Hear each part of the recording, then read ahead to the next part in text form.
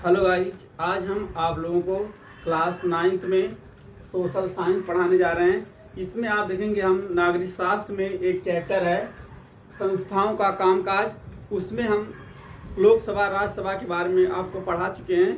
राष्ट्रपति के बारे में पढ़ाएंगे कि किस तरह से राष्ट्रपति का निर्वाचन होता है, उनका कार्यकाल क्या होता है और क्या क्या शक्तियाँ उनके बारे में हम आपको बताएंगे।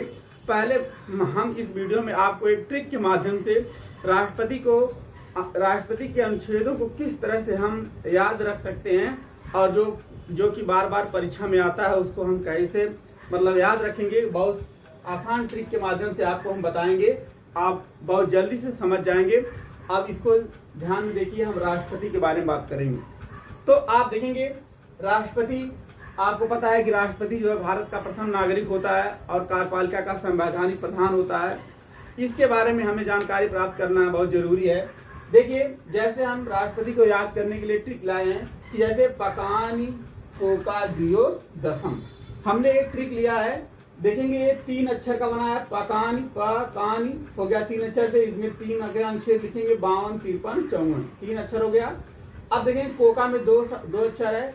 इस तरह से मिला करके आप देखेंगे इसके हम बना लेंगे 55 और 56 हो गया। यहाँ पे दुइयों में हो गया 57 और 58 और यहाँ पे 3 है, देखिए मिलके अक्षर है तो आप देखेंगे 59 और 60 और 61।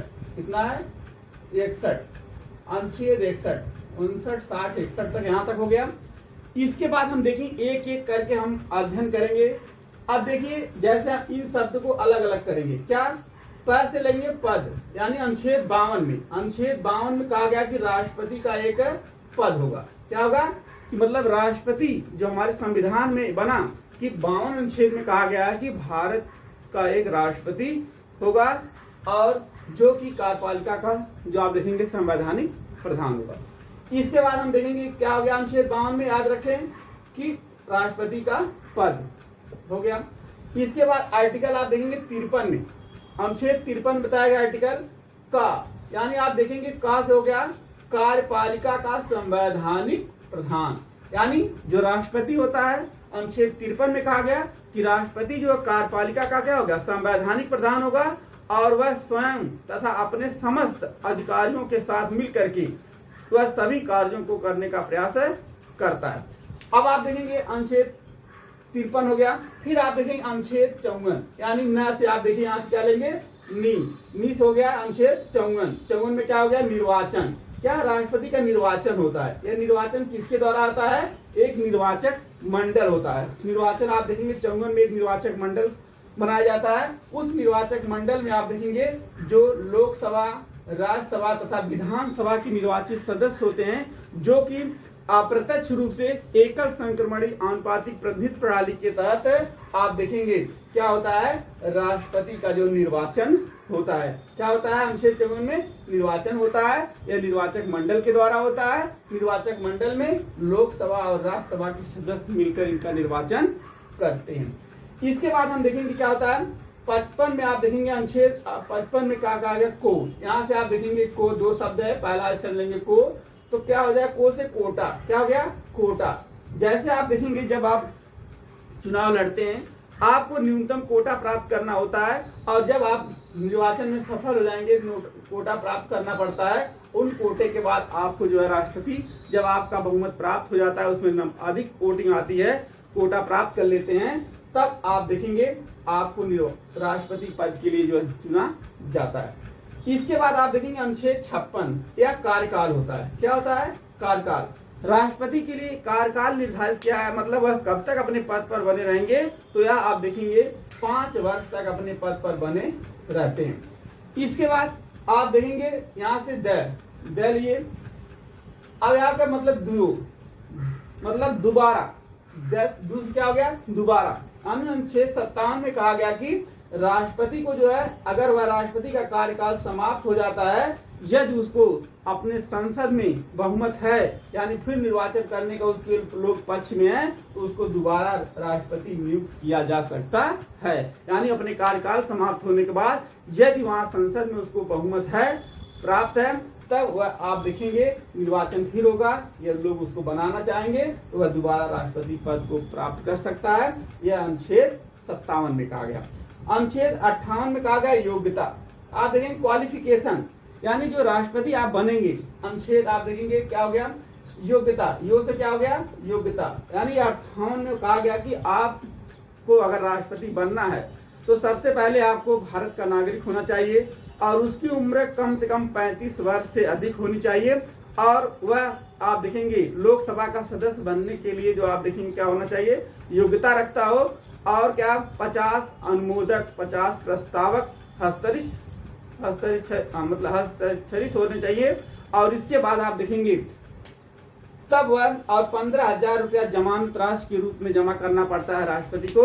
तब आप देखेंगे उसकी योग्यता पूरी होती है, तब वह चुनाव लड़ सकता है। तो यो से क्या हो गया, योग्यता। यह अनुच्छेद कितने में है, 58 में। आप देखेंगे 59 अनुच्छेद में कहा गया कि कुछ दशाओं में राष्ट्रपति को एक पावर दी गई है, विवेकाधिकार दिया गया कि वह अपने विवेक से वह कार्यों को कर सकता है। जैसे आर्टिकल 72 में बताया, मतलब 72 अनुच्छेद में, कि वह उसे क्षमादान करने की शक्ति प्राप्त है। इसके बाद आप देखेंगे, हम देखेंगे अनुच्छेद 60 में बताया गया शपथ, यानी शपथ। जो शपथ है यह आप देखेंगे जब चुनाव पूर्ण हो जाते हैं तब राष्ट्रपति को शपथ दिलाई जाती है उनको पद को बनाए रखने के लिए। तो यह शपथ आप देखेंगे उच्चतम न्यायालय के मुख्य न्यायाधीश के द्वारा इनको शपथ दिलाई जाती है। तो इस तरह से आप देखेंगे यह शपथ का वर्णन कीजिए, अनुच्छेद 60 में है। और इसके बाद देखेंगे 61 में कहा गया महाभियोग, यानी जब आप देखेंगे राष्ट्रपति के ऊपर भी महाभियोग लगाया जा सकता है। क्योंकि यदि राष्ट्रपति कब लगाया जाएगा, जब अगर मान लीजिए राष्ट्रपति देशद्रोह की भावना उसके अंतर्गत आ जाए, वह कदाचार की स्थिति में हो, अपने देश के साथ जो है अलग व्यवहार दिखे लोगों को, तो ऐसा में अगर ऐसा पाया जाता है तब उसके ऊपर जो है राष्ट्रपति के ऊपर महाभियोग लगाया जाता है संसद के द्वारा। यह हमारे संसद में, दोनों सदनों में, लोकसभा राज्यसभा में, किसी भी संसद में प्रस्ताव लाया जा सकता है और इसमें लाने के लिए 1/4 बहुमत होना चाहिए। और आप देखेंगे इसके बाद आप देखेंगे जब बहुमत प्राप्त होता है तब आप देखेंगे उस सदन में लाया जाता है। फिर 2/3 बहुमत के द्वारा दोनों सदनों में पास होने पर बिल, तब वह आपको राष्ट्रपति को उसके पद से हटाया जा सकता है। तो यह आप देखेंगे हमारे अनुच्छेद थे जो राष्ट्रपति को आप देखेंगे 52 से लेकर 61 अनुच्छेद तक को आप सीमित कर देता है। आपको बहुत आसानी से, बहुत आसान तरीके से आपको समझ में आ जाएगा। आप देख लीजिए, फिर मैं एक बार आपको बताने का प्रयास करूंगा। जो ट्रिक है पकान कोकार द्वियोदशम, अनुच्छेद 52 में कहा गया कि पद होगा, यानी आप देखेंगे राष्ट्रपति का एक पद होगा। 53 बताया गया कि राष्ट्रपति जो होता है कार्यपालिका का संवैधानिक प्रधान होगा। का4 कार्यपालिका हो गया, 53 अनुच्छेद हो गया। नी4 निर्वाचन हो गया। आप देखेंगे निर्वाचन का मतलब होता है यहाँ पे राष्ट्रपति का निर्वाचन होता है, निर्वाचक मंडल होते हैं इसमें, और यह लोकसभा, राज्यसभा तथा विधानसभा के निर्वाचित सदस्यों के द्वारा होता है। 55 में बताया न्यूनतम कोटा होता है, न्यूनतम कोटा प्राप्त करना होता है राष्ट्रपति बनने के लिए। और आप देखें 56 में कहा गया कि कार्यकाल, राष्ट्रपति का कार्यकाल कितने वर्ष के लिए होता है, 5 वर्ष के लिए होता है। इसके बाद देखेंगे 57 में कहा गया कि राष्ट्रपति को दोबारा नियुक्त किया जा सकता है। इस तरह से आप देखें 58 में कहा गया योग्यता होनी चाहिए, राष्ट्रपति बनने के लिए कम से कम 35 वर्ष की आयु होनी चाहिए। 59 अनुच्छेद में कहा गया कि राष्ट्रपति को दोबारा नियुक्त किया जा सकता है। और 60 में आप देखेंगे शपथ में कहा गया कि शपथ दिलाया जा सकता है, राष्ट्रपति शपथ दिलाया जाता है। अनुच्छेद 61 में महाभियोग के द्वारा राष्ट्रपति को उसके पद से हटाया जा सकता है। इसके बाद हम आगे देखेंगे कि अब हम देखेंगे राष्ट्रपति के बारे में जैसे पढ़ना है। ये तो हमने ट्रिक के माध्यम से आपको बता दिया कि आप जल्दी से इस ट्रिक के माध्यम से भी याद रख सकते हैं कि हम इसको कम समय में याद करके पूरे अनुच्छेद को याद रख सकते हैं और परीक्षा में आप अच्छे अंक प्राप्त कर सकते हैं। इसके बाद हम देखेंगे, हम बताने जा रहे हैं अब एक जो राष्ट्रपति के बारे में पढ़ाएंगे। एक बार फिर देख लीजिए, इसी ट्रिक के माध्यम से पढ़ाने का प्रयास करूंगा आपको। जैसे देखिए हमने बताया पद, पहला क्या हो गया पद। अनुच्छेद 52, यानी अनुच्छेद 52 में कहा गया, अनुच्छेद 52 में कहा गया कि राष्ट्रपति का एक पद होगा मतलब राष्ट्रपति का एक पद होगा। यह हमारे संविधान में कहा गया कि हमारे संविधान में भारत का क्या होगा, एक पद होगा। यह अनुच्छेद 52 में कहा गया। इसके बाद हम देखेंगे जो अनुच्छेद 53 आर्टिकल आप देखेंगे, 53 में कहा गया, 53 में आप देखेंगे कहा गया कि राष्ट्रपति जो होता है, राष्ट्रपति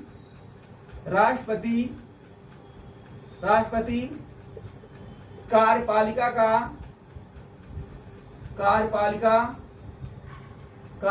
का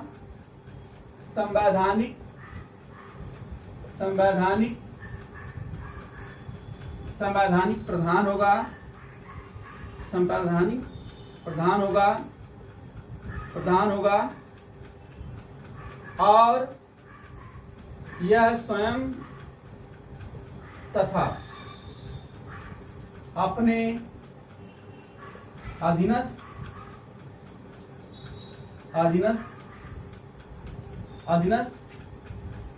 मंत्रियों के सहयोग से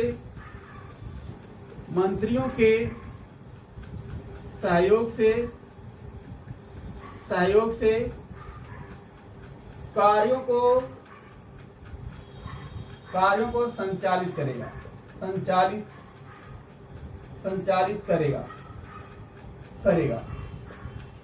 इसके बाद हमने क्या बताया, अनुच्छेद 53 में बताया गया, आर्टिकल 53 बताया गया कि राष्ट्रपति कार्यपालिका का संवैधानिक प्रधान होगा और वह स्वयं तथा अपने अधीनस्थ मंत्रियों के या अधिकारियों के सहयोग से वह कार्यों को संचालित करेगा।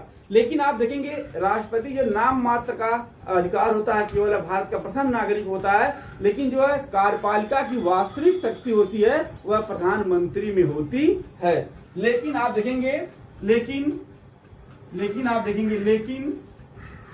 कार्यपालिका का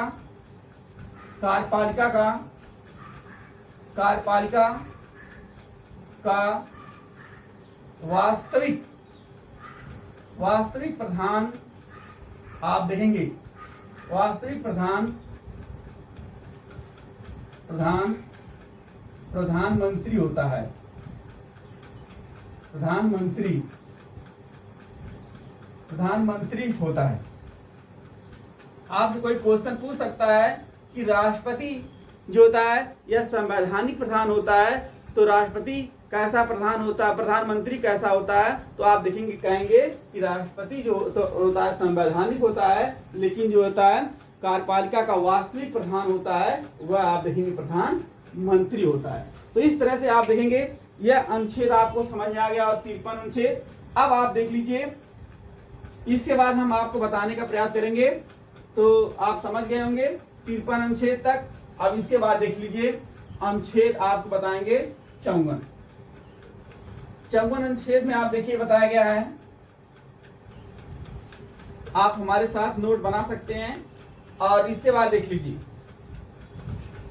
इसके बाद आप देखेंगे अनुच्छेद आर्टिकल आप देखेंगे 54 में बताया गया है कि राष्ट्रपति का निर्वाचन, आप देखेंगे राष्ट्रपति का निर्वाचन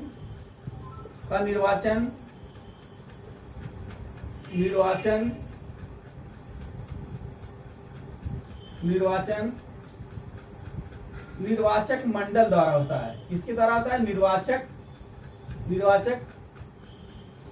मंडल द्वारा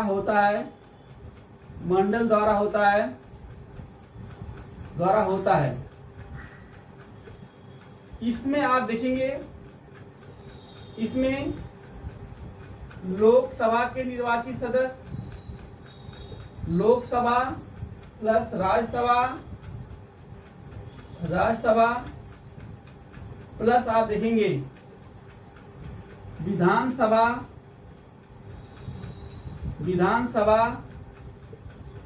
के निर्वाचित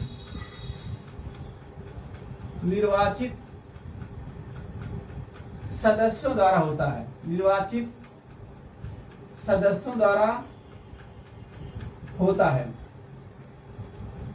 यानी आप देखेंगे अनुच्छेद 54 में कहा गया कि राष्ट्रपति का निर्वाचन जो होगा यह निर्वाचक मंडल के द्वारा होगा, और यह इसमें आप देखेंगे निर्वाचक मंडल में लोकसभा के सदस्य, राज्यसभा के सदस्य तथा विधानसभा के सदस्य जो है, विधानसभा के निर्वाचित सदस्य जो है राष्ट्रपति के चुनाव में भाग लेते हैं। और इनका चुनाव आप देखेंगे या तो राष्ट्रपति के चुनाव में लोकसभा, राज्यसभा और विधानसभा के निर्वाचित सदस्य भाग लेते हैं। और आप देखेंगे इनका जो है प्रणाली, इनके चुनाव की प्रणाली, इनके चुनाव की प्रणाली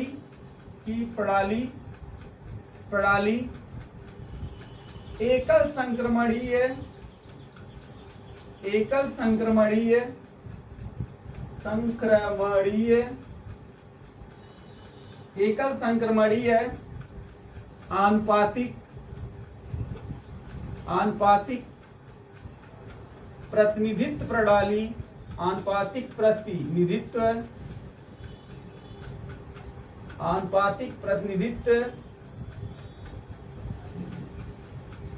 आनुपातिक प्रतिनिधित्व प्रणाली,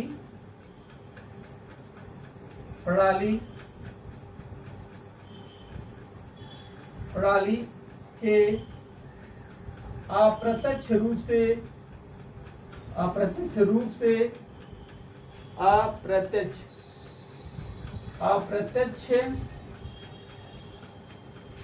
रूप से गुप्त मतदान द्वारा होता है। गुप्त मतदान द्वारा होता है। इस कहने का मतलब जैसे आप देखिए राष्ट्रपति का निर्वाचन एक निर्वाचक मंडल के द्वारा होता है, इसमें आप देखेंगे लोकसभा, राज्यसभा और विधानसभा के निर्वाचित सदस्यों के द्वारा होता है। और यह इसके चुनाव की प्रणाली जो एकल संक्रमणीय आनुपातिक प्रतिनिधित्व प्रणाली के द्वारा अप्रत्यक्ष रूप से गुप्त मतदान द्वारा होता है। अप्रत्यक्ष रूप से आप देखेंगे गुप्त मतदान द्वारा होता है। कहने का मतलब कि आप देखेंगे इनको जो है एक तरह से एकल संक्रमणीय का मतलब होता है वरीयता क्रम में। जैसे दो लोग चुनाव में खड़े हैं तो पहले नंबर पे अधिक वोट जिनको मिलेगा, पहले नंबर पे लाइक जिनको अधिक रहेगा और दूसरे नंबर पे जिनको अलग रहेगा, उन दोनों का जोड़ा जाता है। जो सबसे अधिक लोग उसको लाइक किए रहते हैं उनका जो है एक तरह से एकल संक्रमणीय प्रणाली मानी जाती है। और इनका चुनाव जो होता है अप्रत्यक्ष रूप से होता है। अप्रत्यक्ष का रूप से मतलब जनता के द्वारा चुने गए प्रतिनिधियों के द्वारा इनका जो है चुनाव होता है। इसके बाद हम आप देखेंगे अनुच्छेद 54 हो गया। अब आप देख लीजिए इसके बाद निर्वाचन हो गया। इसके बाद हम देखेंगे अनुच्छेद 55। अनुच्छेद 55 में देखिए, अनुच्छेद 55 में बताया गया, अनुच्छेद 55 आर्टिकल आप देखेंगे 55 में बताया गया कि कोटा यानी कोटा यानी आप देखेंगे कोटा होता है यहाँ पर। जब आप देखेंगे राष्ट्रपति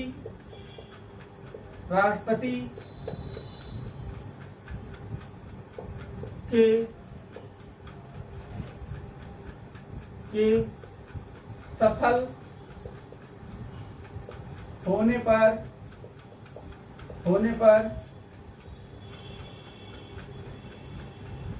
राष्ट्रपति को सफल होने पर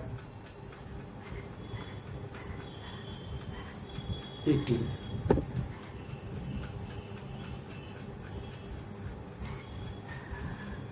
यहाँ पे न्यूनतम कोटा निर्धारित किया जाता है कि न्यूनतम कोटा क्या होता है। आप देखेंगे न्यूनतम कोटा बराबर होता है न्यूनतम कोटा बराबर होता है कोटा बराबर कुल मतों की संख्या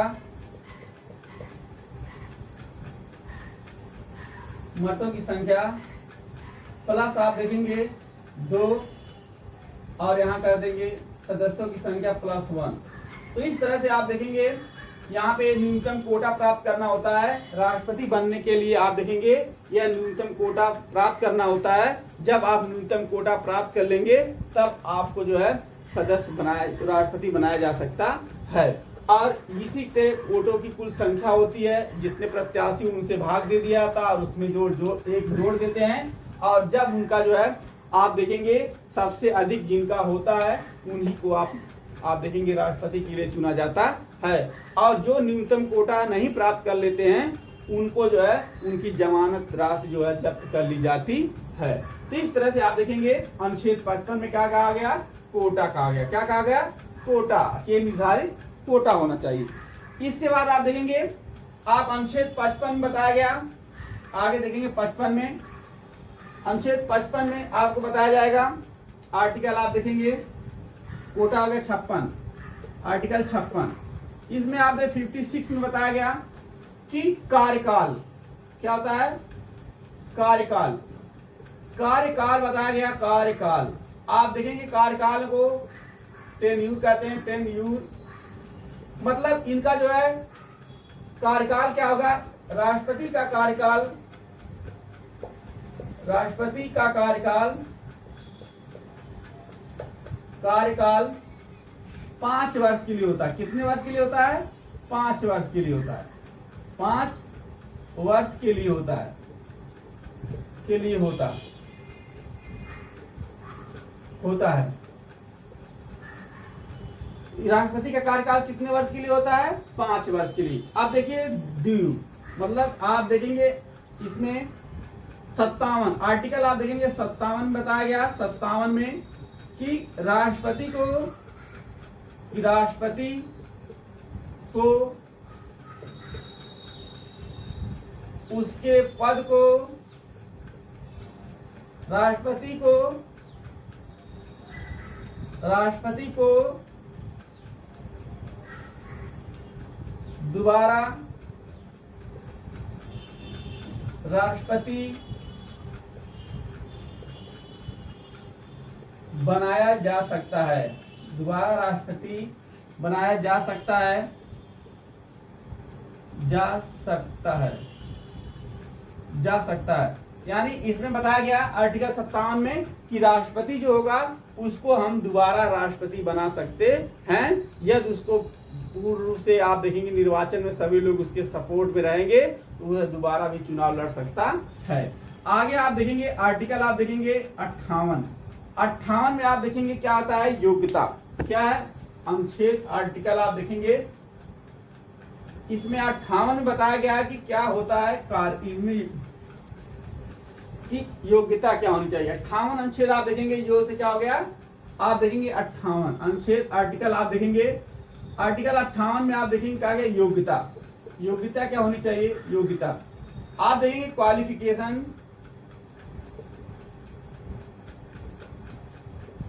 क्वालिफिकेशन क्या होनी चाहिए आप देखेंगे,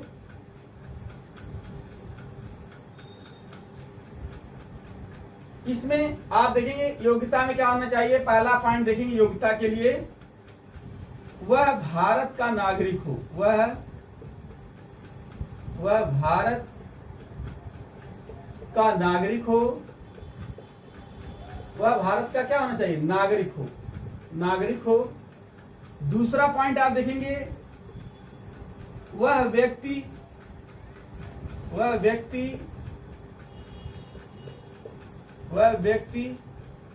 35 वर्ष की आयु का होना चाहिए, 35 वर्ष की आयु का होना चाहिए। तीसरी बात आप देखेंगे अगर आप राष्ट्रपति बनना चाहते हैं तो आप वह व्यक्ति लोकसभा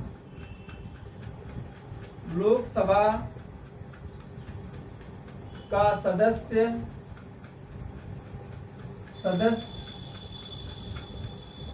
बनने की योग्यता रखता हो।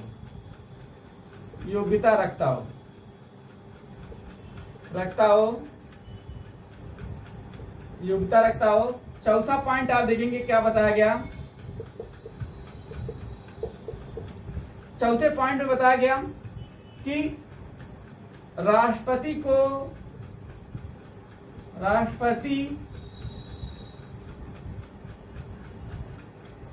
बनने वाले व्यक्ति को कम से कम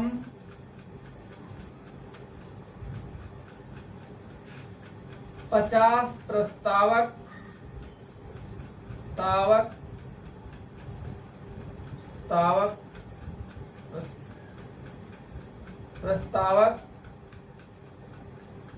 तथा 50 अनुमोदन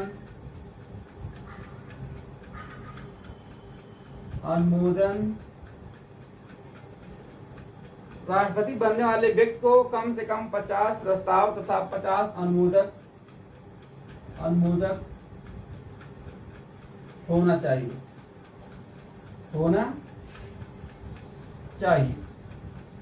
इसके बाद आप देखेंगे कम से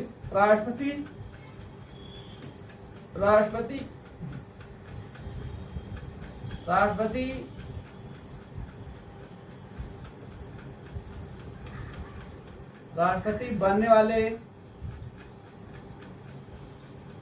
व्यक्ति को 15,000 रुपया जमानत राशि जमा करनी। बनने वाले व्यक्ति को 15,000 रुपया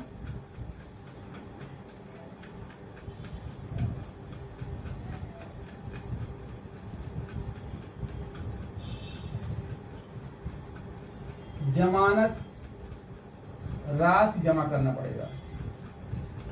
तो इसके बाद हम देखेंगे क्या बताया गया।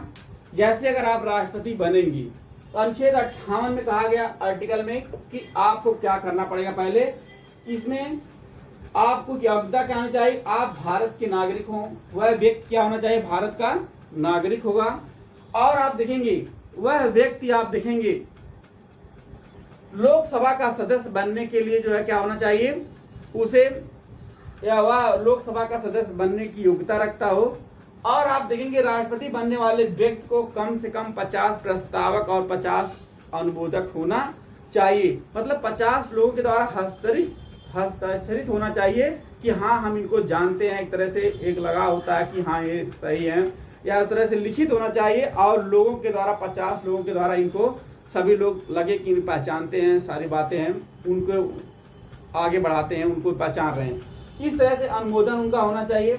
और आप देखेंगे राष्ट्रपति बनने वाले व्यक्ति को 15,000 रुपया जमानत राशि के रूप में जमा करना पड़ता है। जब भी कोई व्यक्ति राष्ट्रपति बनना जो चुनाव लड़ने के लिए जाता है उसको 15,000 रुपया जमानत के रूप में जमा करवाया जाता है। और यह जब आप देखेंगे न्यूनतम कोटा प्राप्त कर लेता है तब वह जमानत राशि आप देखेंगे उसको मिलती है, नहीं तो यह जमानत राशि जो न्यूनतम कोटा नहीं प्राप्त होने पर यह जमानत जो राशि होती क्या जब्त कर ली जाती है।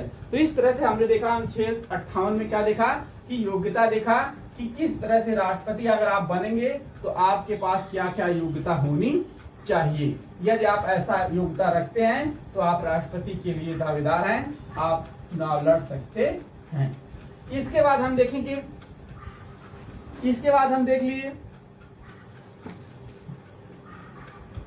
अनुच्छेद कार्यकाल हो गया। अब देखेंगे 57 आर्टिकल, आप देखेंगे 57 अनुच्छेद 57 बताया गया। आर्टिकल आप देखिए 57 में 57 में इसमें कहा गया कि राष्ट्रपति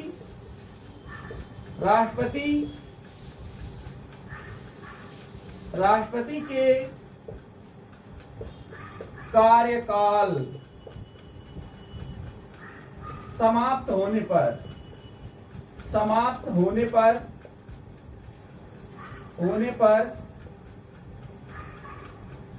उन्हें दोबारा राष्ट्रपति बनाया जा सकता है।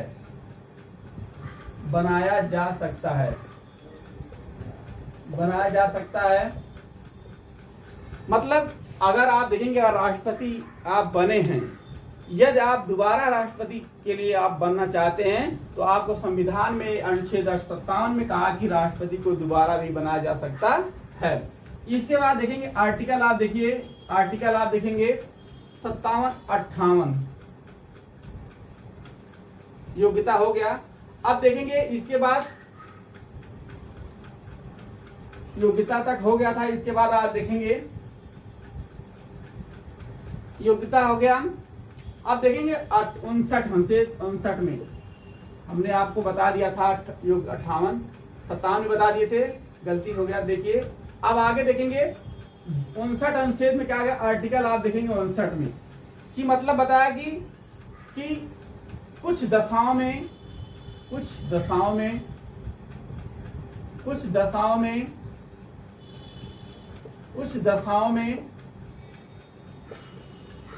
राष्ट्रपति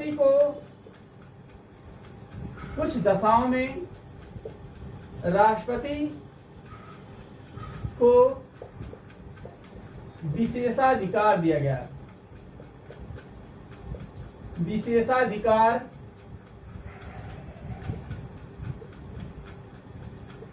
दिया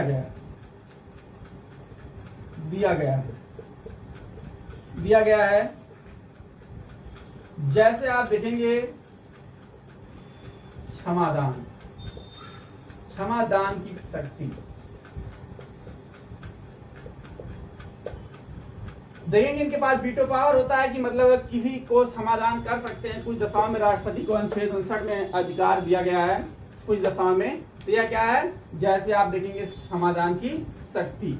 अब देखें आर्टिकल आप देखेंगे 60 में, आप देखेंगे 60 में बताया गया शपथ, यानी राष्ट्रपति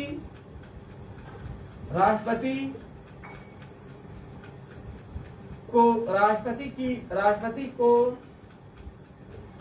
शपथ दिलाई जाती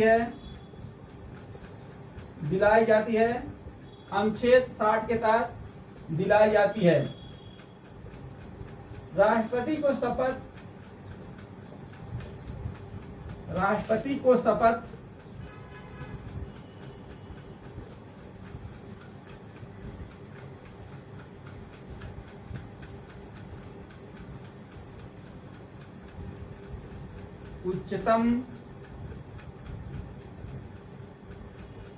उच्चतम न्यायालय के मुख्य न्यायाधीश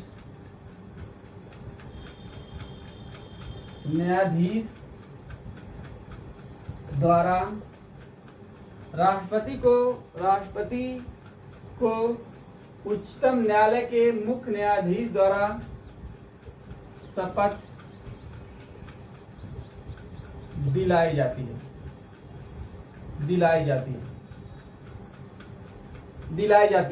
तो इस तरह से आप देखेंगे सेक्शन में कहा राष्ट्रपति को शपथ दिलाई जाती है और राष्ट्रपति को शपथ उच्चतम न्यायालय के मुख्य न्यायाधीश के द्वारा दिलाई जाती है। तो इस तरह से आप देखेंगे यह शपथ होता है, यह एक स्टेप प्राप्त करना है सबको, स्टेप बाय स्टेप चलते हैं। आगे देखेंगे फिर क्या होता है। जैसे आप देखेंगे जब आप राष्ट्रपति बन गए, कार्य कर रहे हैं, तो कुछ परिस्थितियों में आप देखेंगे कुछ गलती करने के बाद इनके ऊपर भी जो है अधिकार लगाए जाते हैं, उनके ऊपर भी जो है आप देखेंगे हमारे संसद की व्यवस्था है। अनुच्छेद 61 आप देखेंगे आर्टिकल आप देखेंगे जो 61 है 71, इसमें आप देखेंगे महाभियोग लगाया जाता है।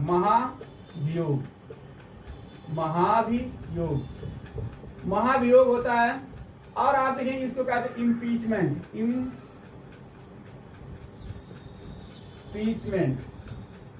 आप देखेंगे जो इम्पीचमेंट है, यह महाभियोग जो लाया जाता है, यह अनुच्छेद 61 में लाया जाता है। आप देखेंगे इसमें, आप देख लीजिए, यह हमारे जैसे आप देखेंगे यहाँ पे लोकसभा है,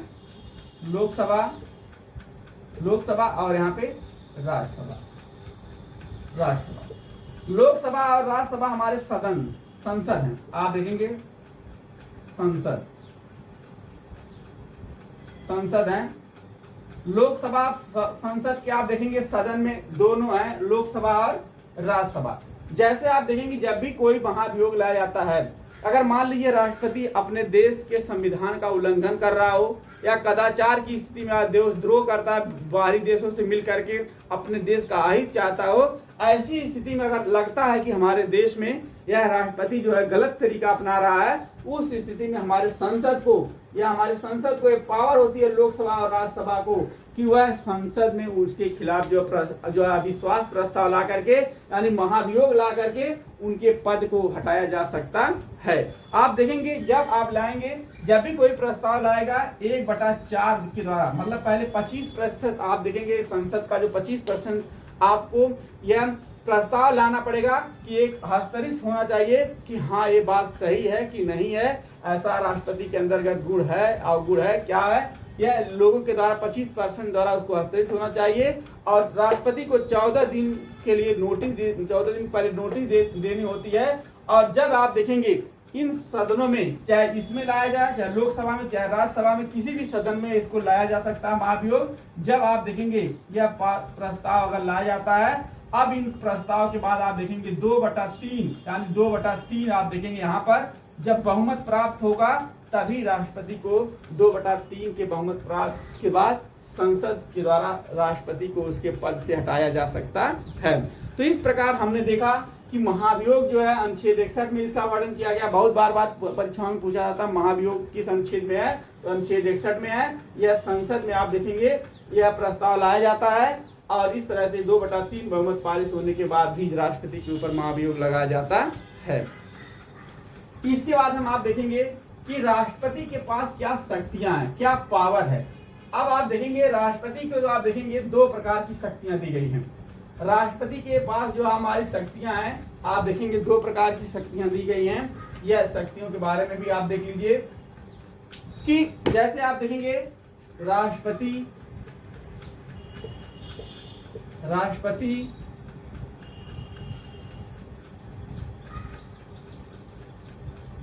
की शक्तियां, राष्ट्रपति की शक्तियां क्या हैं आप देखेंगे। राष्ट्रपति को शक्तियां जो दी गई हैं 2 प्रकार की दी गई हैं आप देखेंगे हमारे संविधान में। एक आप देखेंगे सामान्यकालीन शक्तियां होती हैं, सामान्यकालीन शक्तियां होती हैं। समानकालीन शक्तियां जो है यहाँ पे देखेंगे। और आप देखेंगे एक जो होता है आप देखेंगे आपातकालीन शक्तियां। क्या होती हैं? आपातकालीन शक्तियां। आपातकालीन शक्तियां यहाँ पे आप देखेंगे आपातकालीन शक्तियां इमरजेंसी पावर होती हैं। क्या होती हैं? अब आप देख लीजिए यहाँ पे समानकालीन शक्तियां में दिया गया है। जैसे आप देखेंगे पहला आप देखेंगे कानून का निर्माण करना, कानून का निर्माण करना, निर्माण करना, निर्माण करना। दूसरी बात आपको बताई गई वित्त संबंधी कार्य, वित्त संबंधी कार्य होते हैं। तीसरा देखिए न्यायपालिका संबंधी कार्य,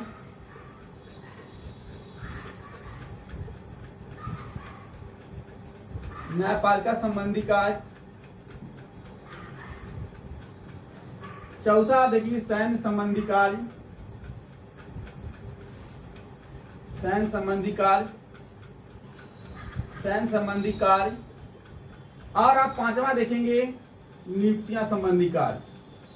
क्या होता है? नियुक्तियां संबंधी कार्य, नियुक्तियां संबंधी कार्य। इसके बाद आप देखेंगे यह तो आप देखेंगे राष्ट्रपति की सामान्यकालीन शक्तियां हो गई।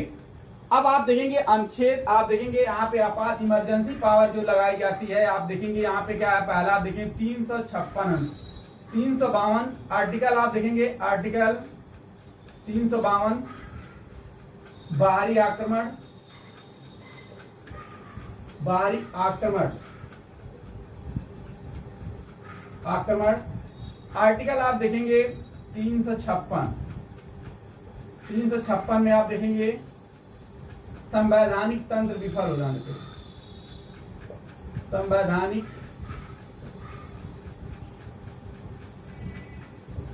संवैधानिक तंत्र विफल होने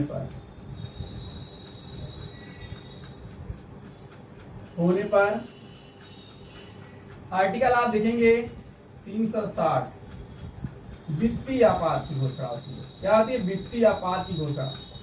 आप देख लीजिए, यहाँ पे आपको दिया गया पावर, क्या राष्ट्रपति के पास शक्तियां दी गई हैं, क्या क्या शक्तियां दी गई हैं। जैसे आप देखेंगे समानकालीन शक्तियां, इसके बाद दो पावर होती है, समानकालीन जनरल शक्तियां जो पावर होती हैं, और एक होता है इमरजेंसी पावर। आप देखेंगे जैसे होता है पहला कानून का निर्माण करना। जैसे आप देखेंगे हमारे संसद में जब भी कोई कानून पास होता है तो वह लोकसभा में, राज्यसभा में, किसी भी संसद में आता है, लाया जाता है। अब लेकिन 2/3 बहुमत प्राप्त करने के बाद दोनों सदनों से जब राष्ट्रपति की मुहर लग जाती है तो इसका मतलब वह कानून पास होता है। तो इसका मतलब क्या होता है? राष्ट्रपति जो है कानून का निर्माण भी करता है, सहयोग करता है। और वित्त संबंधी कार्य, आप देखते हैं जब भी कोई वित्त विधेयक पास होता है तो वह भी राष्ट्रपति के पास जाता है, उसकी जो अंतिम पूर्ण जो हस्ताक्षरित होता है तो वह वित्त संबंधी कार्य करता है। न्यायपालिका संबंधी कार्य, और इसको न्यायपालिका संबंधी भी कार्य करता है। आप देखेंगे राष्ट्रपति को विशेषाधिकार भी होता है, कुछ न्यायिक मामले में भी जो है वह समाधान की शक्ति प्रदान कर सकता है। इसके बाद देखेंगे सैन्य संबंधी कार्य। आप देखेंगे राष्ट्रपति जो होता है तीनों सेनाओं का अध्यक्ष होता है, और सेनाएं जो है इसके अंडर में रह करके काम करती हैं, और इस तरह से वह सैन्य संबंधी कार्य भी करता है। और राष्ट्रपति जो आप देखेंगे नियुक्तियां संबंधी कार्य, आप देखते हैं राष्ट्रपति जो है नियुक्तियां संबंधी कार्य भी करता है। मुख्य न्यायाधीश की नियुक्ति से लेकर के, राज्यपाल की नियुक्ति से, प्रधानमंत्री की नियुक्ति से लेकर के सभी लोगों की नियुक्तियां जो है कौन करता है? तो राष्ट्रपति करता है। इस तरह से आप देखेंगे राष्ट्रपति की जो है हमारे शक्तियां जो है, यह सामान्यकालीन शक्तियां हैं। कानून का निर्माण करना, वित्त संबंधी कार्य, न्यायपालिका संबंधी कार्य, सैन्य संबंधी कार्य, नियुक्तियां संबंधी कार्य, यह हमारे राष्ट्रपति के पास जो जनरल पावर दी गई है, समान शक्ति। लेकिन आप देखेंगे विषम परिस्थितियों में, जब आपातकालीन की स्थिति हो, हमारे आपातकालीन की शक्तियां भी राष्ट्रपति को प्रदान की गई हैं। जैसे आप देखेंगे आर्टिकल 352 में कहा गया कि यदि कोई बाहरी देश हमारे देश पे आक्रमण कर दे और उस स्थिति में हमें क्या करना पड़ेगा, तो आप देखेंगे राष्ट्रपति जो है क्या करता है? तुरंत इमरजेंसी पावर लगाता है। और आप देखेंगे क्या स्थिति है देश की, तुरंत देखता है सारी स्थितियों को समझ करके कि अगर देश में अगर ऐसी बाहरी संकट आने वाला है तो वह तुरंत 352 के अनुच्छेद के तहत, आक्रमण के तहत इमरजेंसी पावर राष्ट्रपति जो आपातकाल की घोषणा करता है, और तीनों सेनाओं को तुरंत आदेश देता है कि यह इससे निपटना हर संभव प्रयास करना होगा। और उस तरह से जब बाहरी आक्रमण होता है तो राष्ट्रपति के हाथ में शक्तियां आ जाती हैं। इसके बाद अनुच्छेद 356 में बताया संवैधानिक तंत्र विफल होने पे, अर्थात आप देखते हैं जैसे मान लीजिए हमारे यहाँ राज्य में 28 राज्यों में विधानसभाएं हैं। जब विधानसभाओं का चुनाव होता है तो यदि पूर्ण बहुमत में सरकार रहती है, यानी 2/3 बहुमत से अधिक सरकार बनाई है, पूर्ण बहुमत से बनी है, तब तो वह 5 साल तक है, कोई दिक्कत नहीं है। लेकिन आप देखेंगे विषम परिस्थिति जब आती है कि जब मान लीजिए विधानसभा का चुनाव हुआ और पार्टी पूर्ण बहुमत में नहीं है और उसने गठबंधन सरकार बना ली, 2 लोग मिल करके सरकार बनाते हैं। यह सरकार आप देखें कभी कभी ऐसा होता है 1-2 दिन, 4 दिन, 1 महीना, 2 महीना, साल भर, 2 साल, 3 साल के बाद भी आप देखेंगे बीच में कोई मसला आता है तो उसके बाद उनमें विवाद होने के बाद वह समर्थन वापस ले लेते हैं। तो उस समय स्थिति में जो सरकार गिर जाती है। जब जो विधानसभा भंग हो जाती है तो उस स्थिति में अब राज्य की देखभाल कौन करेगा? तो तुरंत उस देश में जो राज्यपाल रहता है, राज्य में रहता है, और राज्यपाल राष्ट्रपति को क्या करता है? सूचना देता है कि अब यह देश, यह राज्य की जो स्थिति जो है बिल्कुल सरकार यहाँ गिर गई है, सरकार चलाना मुश्किल है। तब राष्ट्रपति जो वहां पर राष्ट्रपति शासन लागू करता है, और राष्ट्रपति शासन जो है लागू को देखने का काम कौन करता है? उस राज्य का राज्यपाल। जब तक यहाँ पे चुनाव नहीं हो जाता 6 महीने के अंतर्गत, तब तक राष्ट्रपति शासन वहां पे बना रहता है जब तक चुनाव न हो। और उस समय स्थिति में राज्यपाल उनकी शक्तियों को, सारे कार्यों को देख रेख करता है। तो आपको समझ में आ गया होगा संवैधानिक तंत्र विफल होने का मतलब होगा विधानसभा भंग हो गई हो, उस राज्य की सरकार गिर गई हो। उस स्थिति में अगर ऐसा राष्ट्रपति के पास सूचना मिलती है तो राष्ट्रपति उसको वहां राष्ट्रपति शासन लागू करता है, और लागू करने के बाद आप देखेंगे वहां पे राज्यपाल शासन करता है। अब आप देखेंगे 360 आर्टिकल 360 में बताया गया कि वित्तीय आपात की घोषणा। जैसे आप देखेंगे कभी काल ऐसा होता है कि जैसे सूखा आ गया बहुत ज्यादा, भूखमरी की स्थिति आ गई, उस स्थिति में भी हमारे संविधान में अनुच्छेद 60 में बताया गया कि ये अगर ऐसी स्थिति आती है तो उससे राष्ट्रपति को निपटने का जो है यह अनुच्छेद में शक्ति प्रदान कर दी गई है। वह उससे संकट को उभरने के लिए आप देखेंगे अपनी शक्ति का प्रयोग करेगा और उसको भरपूर उससे निपटने का प्रयास करेगा। लेकिन आज तक हमारे देश में अभी तक वित्तीय आपात की संख्या मतलब घटना नहीं हुई है, न कोई वित्तीय संकट आया है। तो इस तरह से आप देखेंगे यह अनुच्छेद 360 था और इस तरह से हमने आपको राष्ट्रपति के बारे में बताया और हमने ट्रिक के माध्यम से पहले बताया कि आप ट्रिक के माध्यम से कैसे इसके अनुच्छेदों को बढ़िया से याद कर सकते हैं, तरीके से याद कर सकते हैं। और हमने राष्ट्रपति का निर्वाचन से लेकर के अयोग्यता से लेकर के उसके कार्य और शक्तियों को आपको बताने का प्रयास किया। और यदि आपको यह वीडियो अच्छी लगी हो तो लाइक और सब्सक्राइब जरूर करें और हमारे साथ ऐसी वीडियो को देखने के लिए आप जुड़े रहिए। और मैं हमेशा एक न एक दिन नई वीडियो के साथ आप लोगों के बीच में आऊंगा और मैं आप लोगों को कम समय में अधिक से अधिक आपको बताने का प्रयास करूंगा, जिससे आप लोग समझ मतलब